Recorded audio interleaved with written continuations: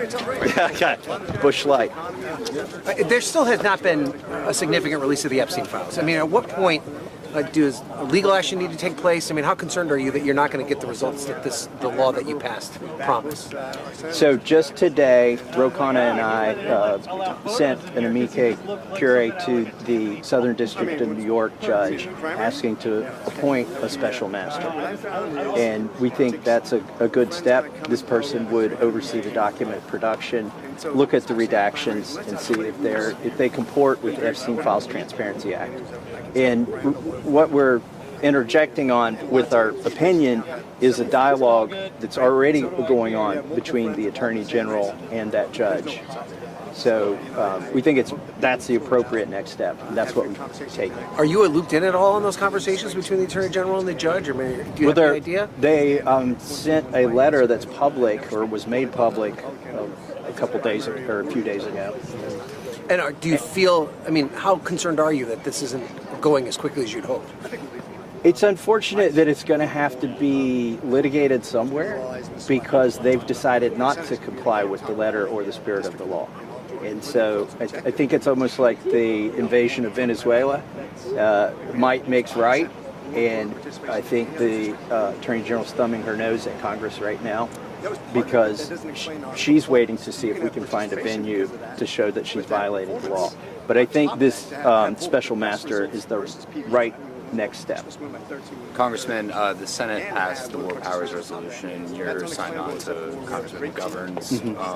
Is there any opportunity for the House? Have you spoken to Speaker Johnson at all that they might bring that up potentially in the House? Or? Well, we drafted it in a way that it has privileges of the House. So the War Powers Resolution that I co-authored with McGovern is going to come to the floor. It will get a vote. And I'm hopeful, based on the vote in the Senate, that we'll have a better vote now. And also, some of the objections in December when we brought it up were that we didn't have boots on the ground, that our War Powers Resolution was premature because we had only attacked boats. And now those objections won't be made, I don't think. And so maybe we'll pick up enough votes to pass it in the House.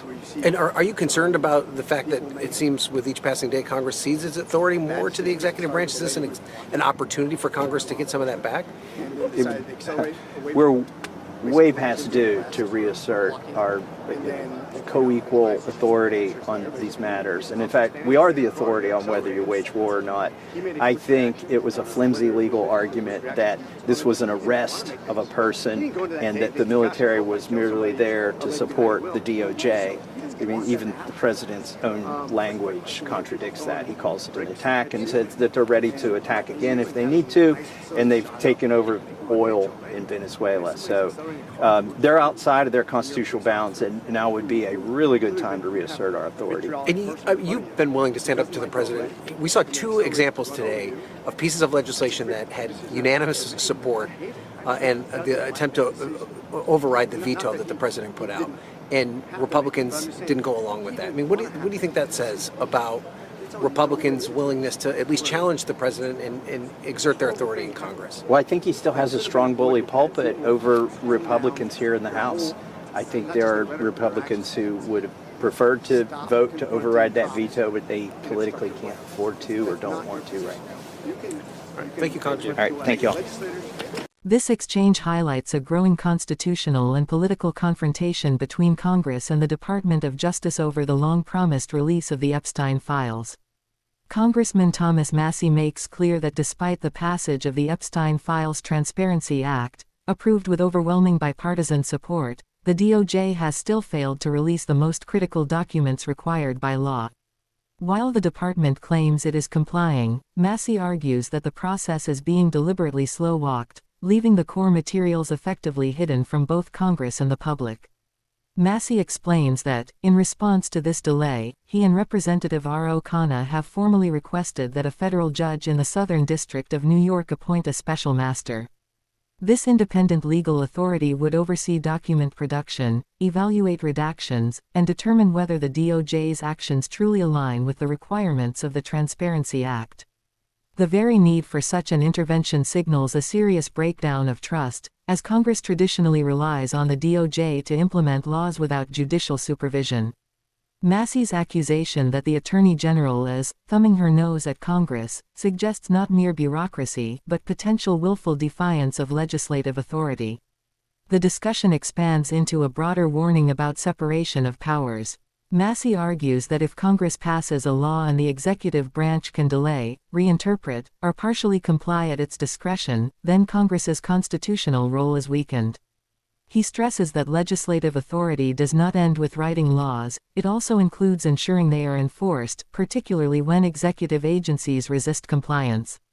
In this case, Massie notes that the DOJ continues to invoke FOIA exemptions even though Congress explicitly designed the Epstein Files Transparency Act to override those exemptions.